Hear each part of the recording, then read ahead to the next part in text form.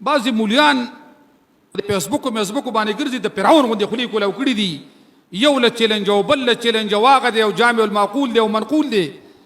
دا قسم تکبر په بعض خلکو کې پیدا کیږي. چاله به الله مال ورکړي، چاله به الله رب العالمین جیداد ورکړي، چاله به الله رب العالمین اولاد ورکړي، چاله به الله قابلیت ورکړي، چاله به الله حسن ورکړي. خو د دې نعمتونو معنی دا نه ده چې ته په بل باندې فخر کوه، په بل باندې تکبر کوه، په بل باندې ځان لوی شماره. نه، د دې نعمتونو شکریا ادا کوه او عاجزي کوه، ځان کې انتهایی کمزوري عاجزي شماره.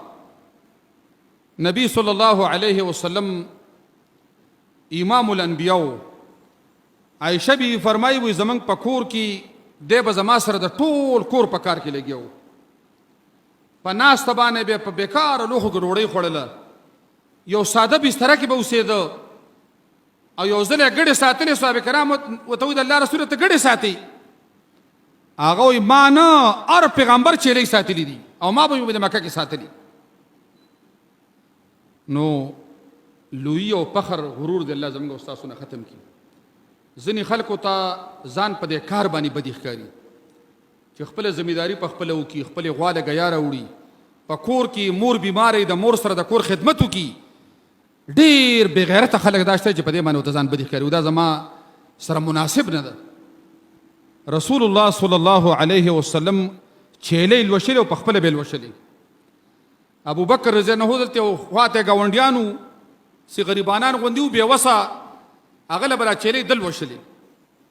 د هغه د سارو لوش به ابوبکر صدیق رضی الله عنه کاو.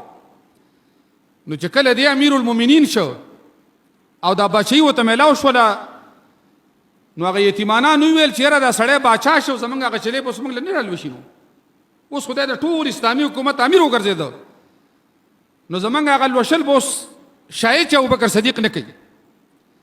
ده ورته ویل ما بچایي د دې عبادت نه نشي بندولی، که د ورځ راسه ټیم نه و د شپې به ستاسو چیلۍ لوشم، نو هره شپه به راته و د ګاونډیانو چیلۍ به یې لوشلې. په محمد رسول الله وسلم کې عاجزي وه، په دې صحابه کرامو کې عاجزي وه، په دې حق پرستو مشرانو علماو کې عاجزي وه. الله رب العالمین دې په موږ او تاسو کې عاجزي پیدا کړي. عاجزي داسې یو صفت دی چې دا د الله هم خوښ دی، دا د مخلوق هم خوښ دی. بعضې مولیان په دې فیسبوک او میسبوک باندې ګرځي د فرعون غوندې خولې کولاو کړي دي، یو له چیلنج او بل له چیلنج او هغه دی او جامع المعقول دی او منقول دی. دا قسم تکبر په بعضې خلکو کې پیدا کېږي. نو د دې نه د الله موږ او تاسو وساتي.